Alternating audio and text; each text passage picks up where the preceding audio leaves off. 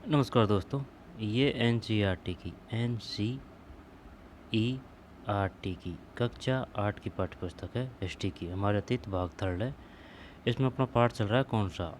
ये पाठ चल रहा है, देख, बुनकर, लोहा बनाने वाले और फैक्ट्री मालिक। ठीक, बुनकर, लोहा बनाने वाले और फैक्ट्री मालिक।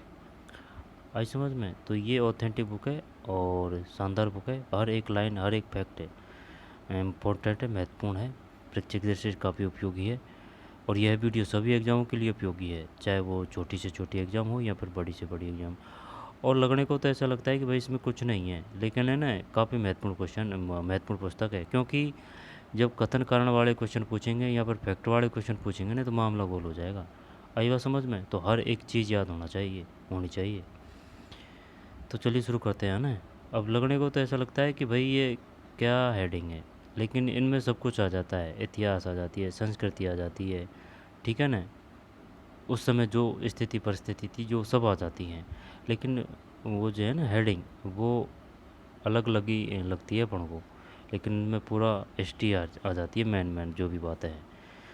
तो चलिए, बुनकर, लोहा बनाने वाले और फैक्ट्री मालिक, ये पढ़ दिया अपन ने, है ना। यूरोपीय बाजारों में भारतीय कपड़ा।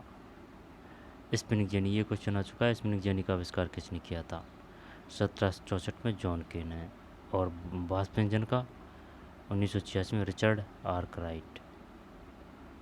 कोचिन, कब का फोटो है ये? 7वीं शताब्दी का, डच है ये, है ना, डच बस्ती का।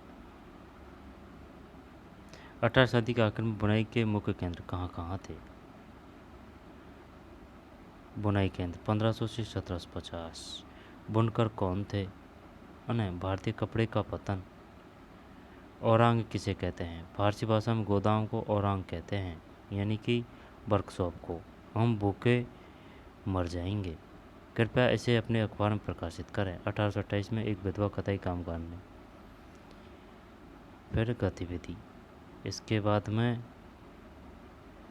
इनमें से कुछ हथकरघा का बन करो। मुंबई, अब मुंबई, है ना, बम्बई, अब मुंबई, अहमदाबाद, सोलापुर, नागपुर और कानपुर में खुले नए कपड़ा कारखानों में नौकरी भी मिल गई। सूती कपड़ा मिलों का उदय। प्रगलन, चट्टान या मिट्टी को बहुत ऊंचे तापमान पर गर्म करके धातु तैयार करने या धातु की बनी चीज़ों को पिघलाने की प्रक्रिया, जिसमें कोई नई चीज़ बनाई जा सके। टीपू सुल्तान की तलवार और वुड जो स्टील। उस समय की ज़रा सोचो, उस समय की थे कलाकारी। ये कुछ लिखा हुआ है और ये डिजाइन देख, सोने की नक्काशी है शायद ये।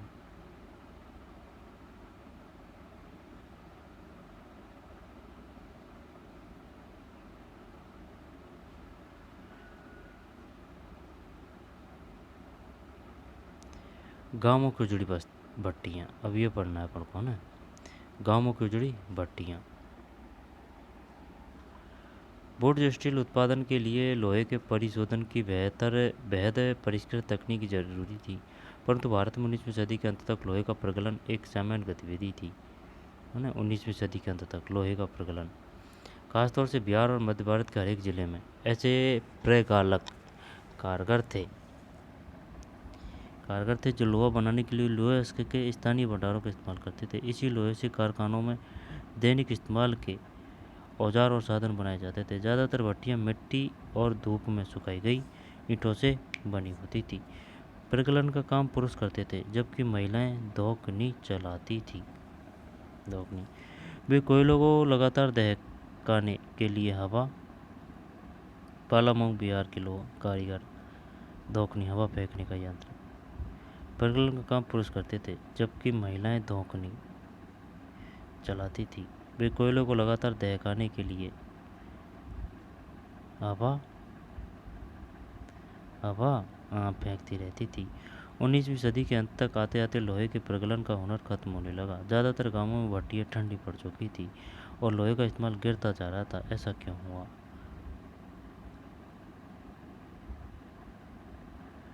ज़्यादातर भट्टियाँ मिट्टी और धूप में सुखाई गई ईंटों से बनी होती थी।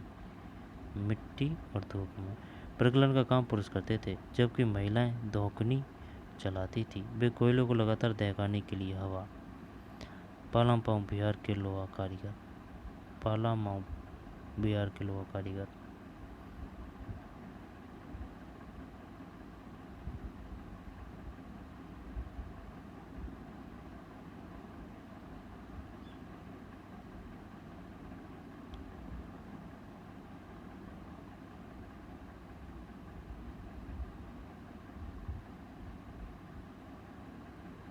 डिटेल कहाँ है?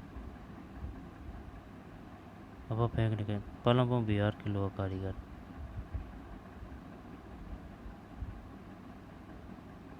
अब ये है ना,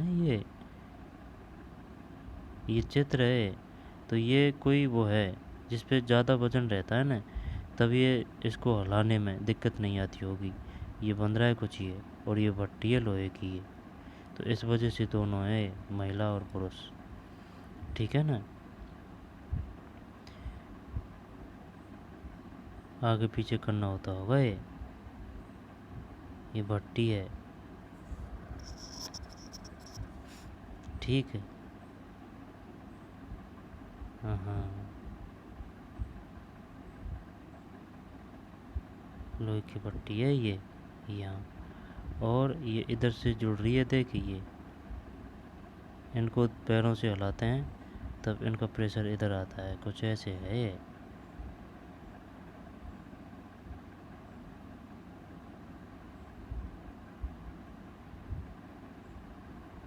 मध्य भारत का एक गांव जहां लोहे प्रगल्भों का अगरिया समुदाय रहता था। अगरिया समुदाय रहता था। ये पुराना फोटो है भाई, शायद 1819 ईस्वी का। ये भट्टियाँ ही हैं यहाँ पे, देखिए।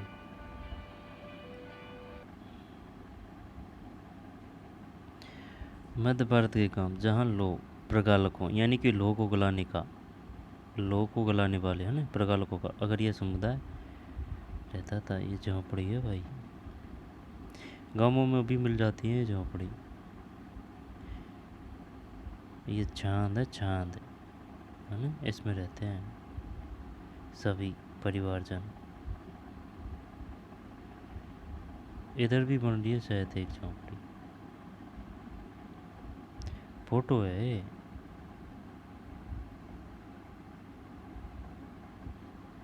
अंग्रेज जैसे कई समुदाय लोहा बनाने में माहिर थे। 19वीं सदी के आखिर में बार बार पड़े अकाल की वजह से भारत के सूखे इलाके पूरी तरह तबाह हो चुके थे। मध्य भारत में बहुत सारे अगरिया कारीगरों ने काम बंद कर दिया, गांव छोड़ दिया और रोजी रोटी की तलाश में दूसरे इलाकों में चले गए। इनमें से बहुत सारे लोगों ने दोबारा कभी भट्टियाँ नहीं चलाई, फेंकती रहती थी, है ना। वे कोयले को लगातार दहकाने के लिए प्रगलन काम पुरुष करते थे, जबकि महिलाएं धोखने चलाती थी। वे कोयलों को लगातार दहकाने के लिए हवा फेंकती रहती थी 19वीं सदी के अंत तक। और ये जो धोकनी है ना, ये जो लुहार होते हैं ना, लुहार जो गाड़ियों से चलते हैं, महाराणा प्रताप के वंशज हैं वो। ठीक है ना। गांवों में, शहर सिटियों में वगैरह मिल जाएंगे, उनकी घोड़ी गाड़ी वगैरह रहते हैं, उसके साथ ही रहते हैं वो। गाँवों में भी दौरा करते हैं वो, जैसे कि 10-15 दिन किसी गांव में रहिए, 10-15 दिन किसी गांव में रहिए, और वहाँ से लोहे से संबंधित जो भी चीज़ें बनाई हुई उनको बेचते हैं, जैसे कि घंटी, लोटा, या फिर कड़ोचली, डेलची, बाल्टी, और कृषि से संबंधित हथियार, जैसे कि कृषि से संबंधित उपकरण जो काम में आते हैं, जैसे कि फावड़ी, कुदाड़ी वगैरह वगैरह। ठीक है ना, उनके पास में मिल जाएगी ये धोकनी। 19वीं सदी के अंत तक आते आते लोहों के प्रगलन का हुनर खत्म होने लगा था। ज़्यादातर गाँव में भट्टियाँ ठंडी पड़ चुकी थी और लोहे का उत्पादन गिरता जा रहा था। ऐसा क्यों हुआ? इसकी एक वजह तो नए वन कानून ही थे, जिनके बारे में अध्याय 4 में पढ़ चुके हैं।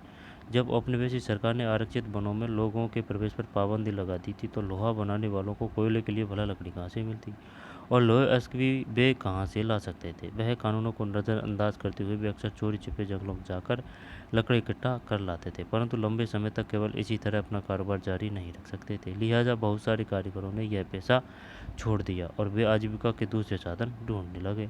कुछ क्षेत्रों में सरकार ने जंगलों में आवाजाही की अनुमति दे दी थी, लेकिन प्रगालकों को अपनी प्रत्येक भट्टी के लिए वन विभाग को बहुत भारी खर्च चुकाने पड़ते थे। जिनसे उनकी आय गिर जाती थी। 19वीं सदी के आखिर तक ब्रिटेन से लोहे और इस्पात का आयात भी होने लगा था। भारतीय लुहार भी घरेलू बर्तन व औजार आदि बनाने के लिए आयातित लोहे का इस्तेमाल करने लगे थे। इसकी वजह से स्थानीय प्रगल्भों द्वारा बनाए जा रहे लोहे की मांग कम होने लगी। 20वीं सदी की शुरुआत तक लोहा और इस्पात बनाने वाले कारीगरों के सामने एक नई चुनौती आ खड़ी हुई। भारत में लोहा व इस्पात कारखानों को धातु को गलाने से पैदा होने वाला कचरा। ये क्या है? एक व्यापक होता है। प्राण विज्ञान सर्वेक्षण विभाग की एक रिपोर्ट के अनुसार एक जमाने में लोहा प्रगलन भारत का बहुत व्यापक उद्योग था और सिंधु, गंगा व ब्रह्मपुत्र के विशाल बलुआ मैदानों के अलावा शायद ही कोई ऐसा जिला था जहां धातुमल नहीं दिखाई देता हो। यहाँ के आदिम लोग प्रगलकों को ऐसे भंडारों से ऐश हासिल करने में कोई परेशानी नहीं होती जिन पर कोई यूरोपीय लोहे विशेषज्ञ एक पल के लिए विचार करना भी उचित नहीं समझेगा। भंडारों से ऐश हासिल करने में कोई परेशानी नहीं होती जिन पर कोई यूरोपीय लोहे विशेषज्ञ एक पल के लिए विचार करना भी उचित नहीं समझेगा। यानी कि उनके पास में टेक्निक ही भाई, टेक्नोलॉजी तो नहीं थी लेकिन टेक्निक थी जिससे वे आराम से लोहे प्राप्त कर सकते थे। 20वीं सदी की शुरुआत तक लोहा इस्पात बनाने वाले कारीगरों के सामने एक नई चुनौती आ खड़ी हुई। भारत में लोहा व इस्पात कारखानों को दे। साल 1904 की बात है। अप्रैल महीने में अमेरिकी भूवैज्ञानिक चार्ल्स वेल्ड और जमशेदजी टाटा के सबसे बड़े बेटे दोराबजी टाटा छत्तीसगढ़ में लोहे अयस्क के भंडारों की खोजबीन करते घूम रहे थे। 1904 की बात है। अप्रैल के महीने में अमेरिकी भूवैज्ञानिक चार्ल्स वेल्ड और जमशेदजी टाटा के सबसे बड़े बेटे दोराबजी छत्तीसगढ़ में लोहे अयस्क भंडारों की खोजबीन करते घूम रहे थे। वे भारत में एक आधुनिक लोहे एवं इस्पात संयंत्र लगाने के लिए अच्छे लोहे अयस्क भंडारों की तलाश में कई महीने और काफ़ी सारा पैसा खर्च कर चुके थे।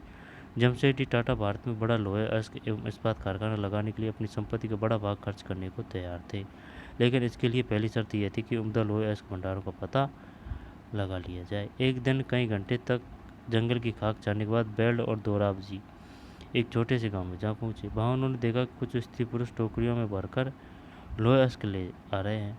ये अंगरिया समुदाय के लोग थे। जब उनसे पूछा गया कि वे अयस्क कहाँ से लाए हैं तो उन्होंने दूर स्थित एक पहाड़ी की तरफ उंगली उठा दी।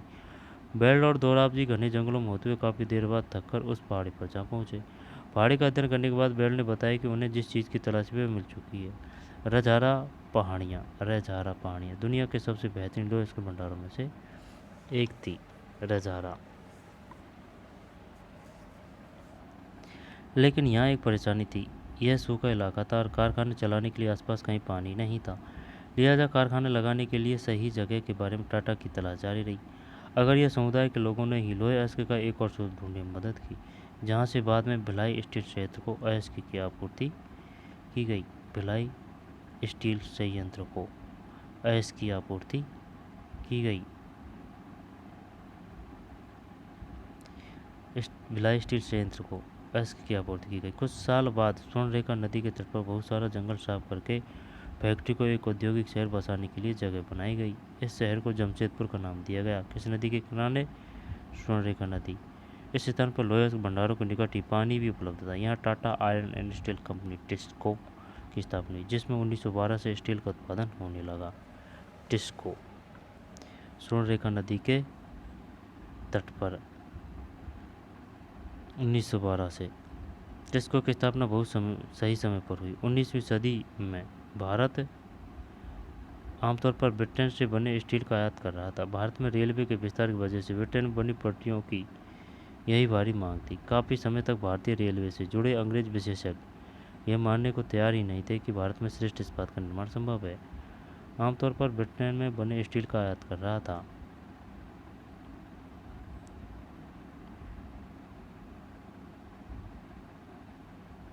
उन्नीसवीं सदी में भारत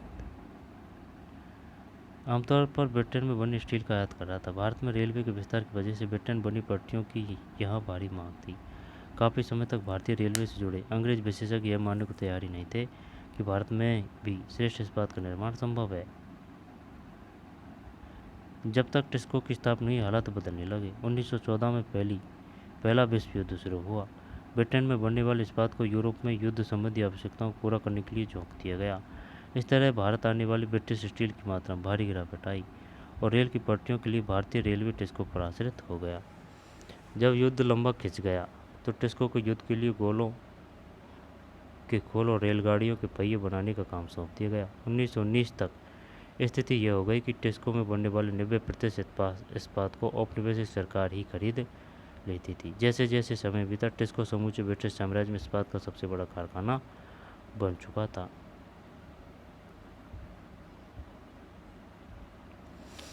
सूती कपड़े की तरह लोहे व इस्पात के कारखानों में भी औद्योगिक विस्तार तभी शुरू हुआ जब भारत में ब्रिटिश आयात गिरने लगा और भारतीय औद्योगिक वस्तुओं की मांग में इजाफा हुआ। ये बदलाव पहले विश्व युद्ध के दौरान और उसके बाद सामने आए। जैसे जैसे राष्ट्रीय आंदोलन विकसित हुआ औद्योगिक वर्ग ताकतवर होता गया। जैसे जैसे राष्ट्रीय आंदोलन विकसित हुआ औद्योगिक वर्ग ताकतवर होता गया और सरकारी संरक्षण की मांग बुलंद होती गई। भारत पर अपना नियंत्रण बनाए रखने के लिए संघर्ष ब्रिटिश सरकार को अपने भी शासन के आखिरी दशकों में इनमें से बहुत सारी मांगें माननी पड़ी।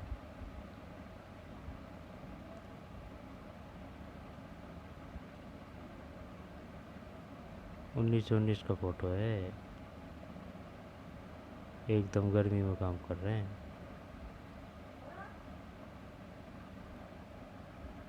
फोटो है इस समय का।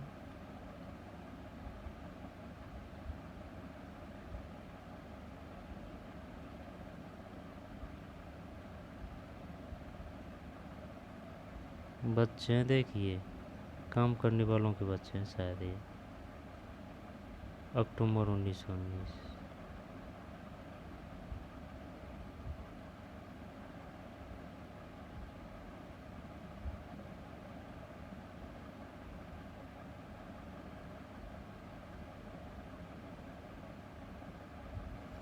ऐसे ही करते थे भाई पहले काम।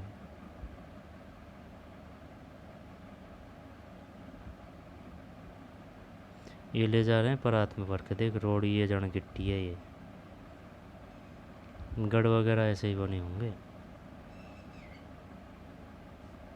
दिन की मजदूरी देते होंगे उनको, और क्या है।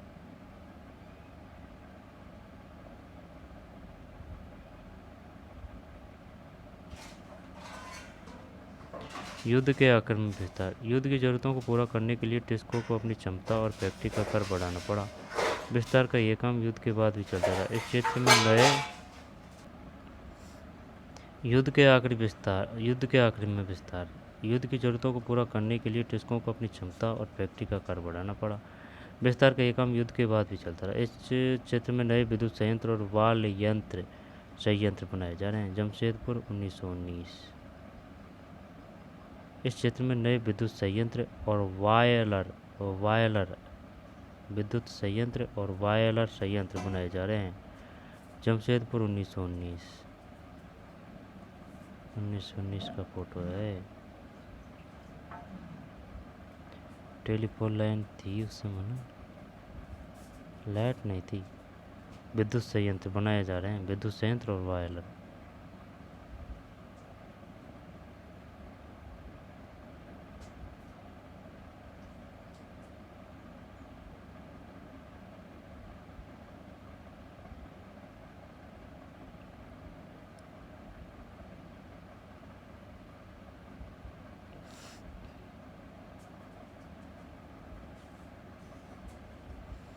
शायद ये लकड़ी का झंडे की सीढ़ी है शायद, ये देखिए ना।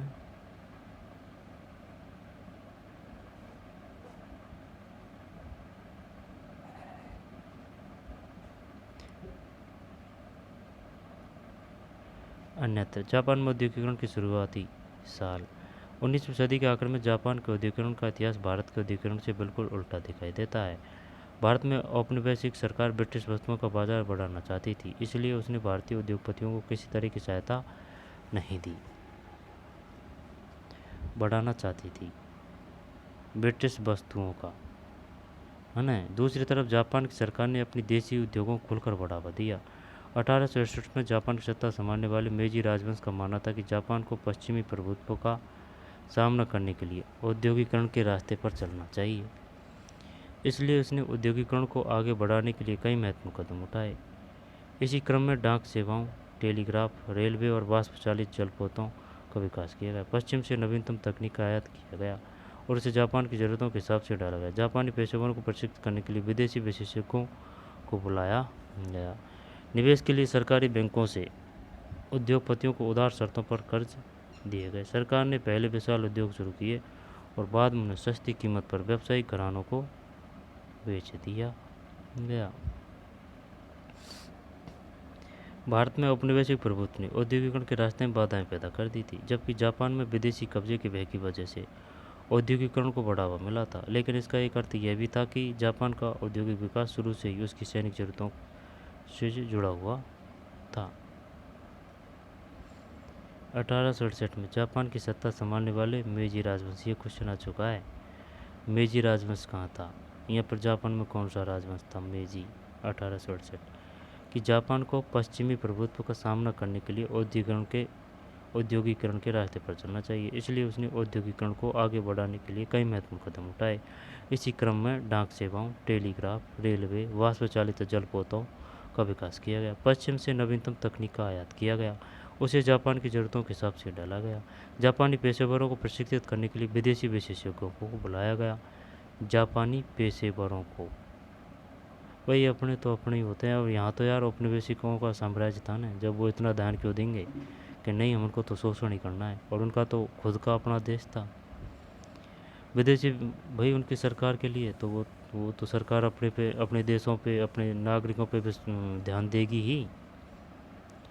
निवेश के लिए सरकारी बैंकों से उद्योगपतियों को उदार शर्तों पर कर्जे दिए गए। सरकार ने पहले विशाल उद्योग शुरू किए और बाद में उन्हें सस्ती कीमत पर व्यावसायिक घरानों को बेच दिया। बाद में सस्ती कीमत पर।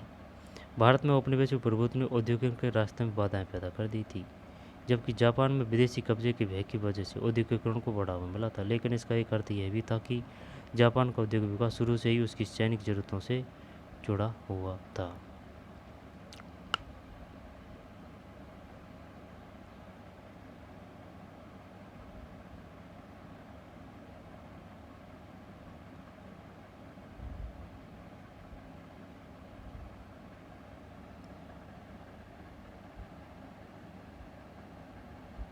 सब जगह काम कर रहे हैं, देख इधर भी काम कर रहे हैं, ये देख इधर भी काम कर रहे हैं, इधर भी कर रहे हैं। ये शायद अलग है, कपड़े पहन रखे हैं, इनका अलग काम है।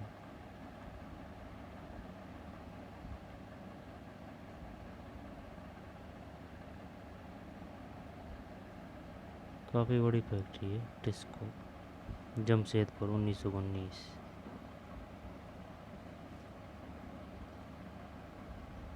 स्वर्णरेखा नदी के किनारे बनी Tata iron and steel company, Tata iron and steel factory, 1940।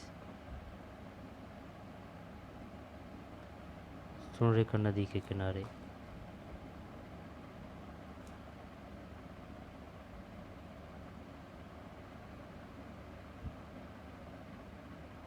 Iron and steel factory, 1940।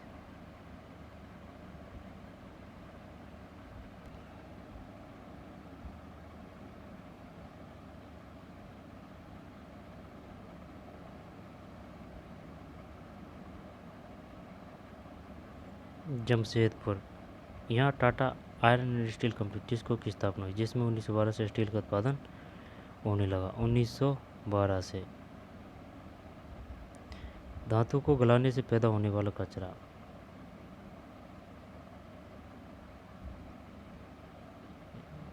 ठीक है ना, ये तो सही है। अप्रैल महीने में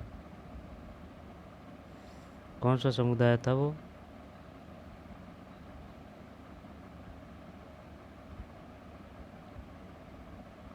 अंगरीय समुदाय, अगरीय समुदाय।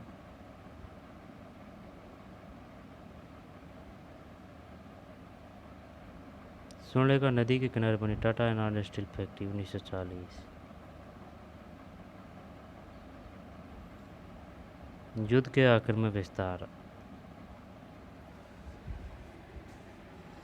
1919 तक स्थिति यह हो गई कि टिस्को में बनने वाले 90% उत्पाद को अपने भी सरकार ही खरीद लेती थी। जैसे जैसे समय बीता टिस्को समूचे ब्रिटिश साम्राज्य में इस्पात का सबसे बड़ा कारखाना बन चुका था। जमशेदपुर 1919।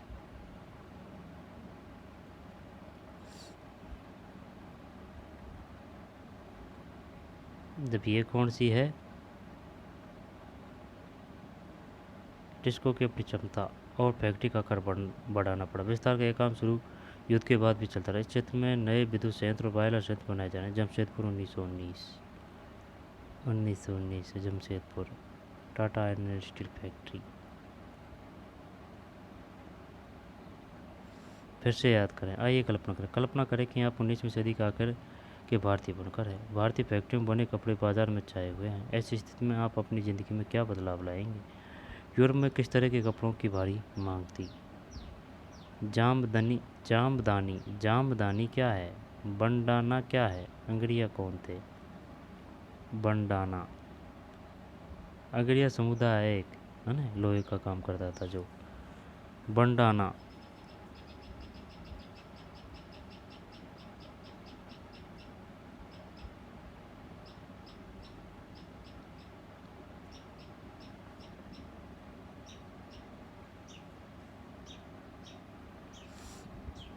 रेगिस्तान पर है। अंग्रेजी का सेट शब्द हिंदी के शब्द से निकला है। टीपू की तलवार सेल्ट स्टील से बनी थी। भारत का कपड़ा निर्यात 19वीं सदी में गिरने लगा। विभिन्न कपड़ों के नामों से उनके इतिहासों के बारे में क्या पता चलता है? इंग्लैंड के ऊन और रेशम उत्पादों को 18वीं सदी की शुरुआत में भारत से आयात होने वाले कपड़े का विरोध क्यों किया गया था? ब्रिटेन में कपास उद्योग के विकास से भारत के कपड़ा उत्पादकों पर किस तरह के प्रभाव पड़े? 19वीं सदी में भारतीय लोक प्रगलन उद्योग का उत्पादन क्यों हुआ? भारतीय वस्त्र उद्योग को अपनी शुरुआत सालों में किन समस्याओं से जूझना पड़ा? पहले महायुद्ध के दौरान अपना स्टील उत्पादन बढ़ाने में टिस्को को किस बात से मदद मिली? आइए करके देखें। जहाँ आप रहते हैं उसके आसपास प्रचलित किसी हस्तकला का इतिहास का पता लगाएं। इसके लिए आप दस्तावेजों के समुदाय, उनकी तकनीक में आए बदलावों, उनके बाजारों के बारे में जानकारी इकट्ठा कर सकते हैं। देखें कि पिछले 50 साल के दौरान इन चीज़ों में किस तरह बदलाव आए हैं। भारत के नक्शे पर विभिन्न हस्तकलाओं के अलग अलग केंद्रों को चिन्हित करें। पता लगाएं कि ये केंद्र कब पैदा हुए।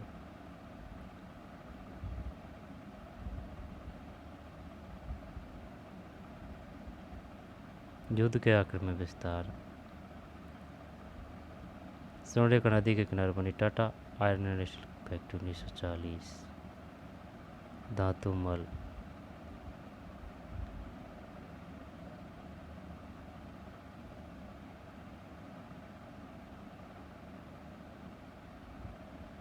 उन्नीसवीं सदी के अंत तक आते आते लोहे प्रगलन का नूर खत्म होने लगा।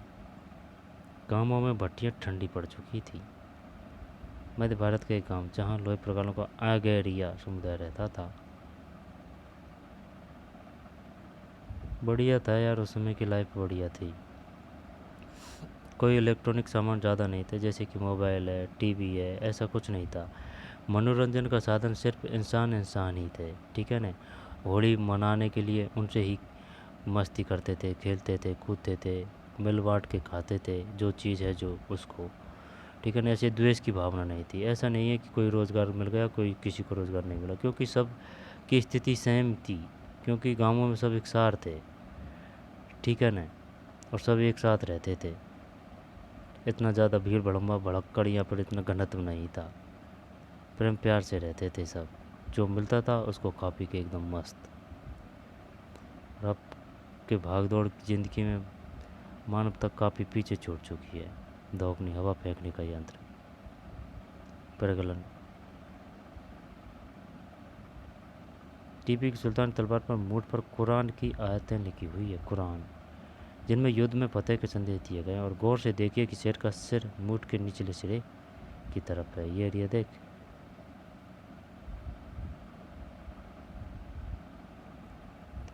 मूठ।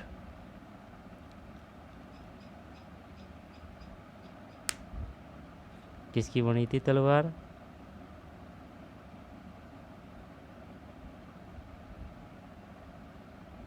बुट्ज स्टील, बुट्ज स्टील।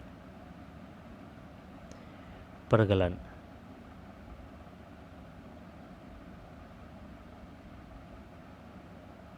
एक कपास कारखाने में 1900 का फोटो है। सूती कपड़ा मिलों का उदय।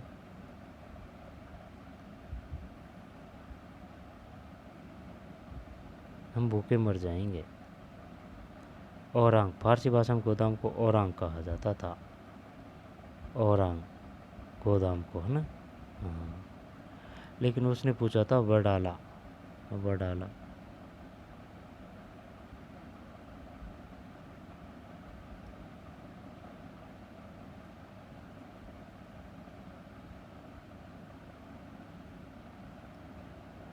स्पिनिंग जैनी जॉन के और रिचर्ड आर्कराइट। वाष्प का इंजन 1786। कैलिकोदिनम 1720। बडाना, ये एक वो थी क्या डिजाइन, है ना। बडाना डिजाइन 20वीं शताब्दी के प्रारंभ में। बडाना शैली कपड़े अधिकांश राजस्थान गुजरात में बनाए जाते थे। शैली थी ये कपड़े की। वनडाना। जामदानी एक तरह का बारीक मलमल होता है। जामदानी, हाँ, एक तरह का बारीक मलमल होता है जिस पर करगे में सजावटी चिन्ह बुने जाते हैं। इसका रंग प्राय सलेटी और सफ़ेद होता है। आमतौर पर सूती और सोने के धागों का इस्तेमाल किया जाता था, जो कि इस चित्र में दिखाई दे रहा है। बंगाल में स्थित ढाका और संयुक्त प्रांत, वर्तमान उत्तर प्रदेश स्थित लखनऊ जामदानी बुनाई के सबसे महत्वपूर्ण केंद्र थे। जामदानी एक तरह का बारीक मलमल। व्यापार सेट्स कोसा, खस्सा और बडाना कहते थे। उन्हें व्यापारी सेट्स कोसा या खस्सा और बडाना कहते थे। छापेदार सूती कपड़े भी शामिल थे। छापेदार सूती कपड़े।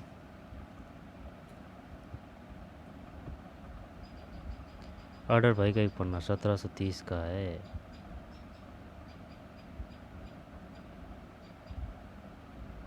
कैलिको, पटोला बुनाई 19वीं सदी के मध्य में। भारतीय कपड़े और विश्व बाजार, दुनिया का कारखाना। ब्रिटेन को दुनिया का, है ना। 17वीं सदी में सूरत बंदरगाह पर व्यापारिक जहाज। तो चलिए मिलते हैं नई वीडियो में। धन्यवाद।